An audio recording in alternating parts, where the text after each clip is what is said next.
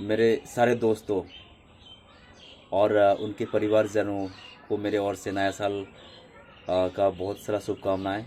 तो मैं भगवान से यही दुआ करूंगा कि सबकी ज़िंदगी में खुशियां भर जाए।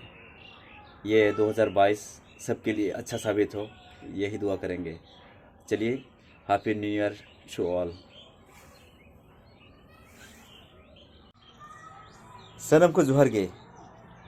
ओका लेखा मेना पे जतो हड़ पाले जतो हड़ पे माने प्राय हड़ गे ना पाले तेहिं दो बन नवा सेरमा कना और फिस्टी अबन ओका करे दालान बन चलाव कना और इन दो ना उनका चेन हो बांगा चेदा से अब मा कमी रे ना बना नोडे दो नवा सेरमा मारे सेरमा चेन हो ये गे फरक बनु अनि खाली हो नासेना जम न्यूरे नासेना को बदलाव को अगुंजोगा तेहिं दो कटिज भिना को बनाव जोगा कटिज और तेबेर हो उना खास दो बांगा जाओ माने एटा दिन करे लगा गे।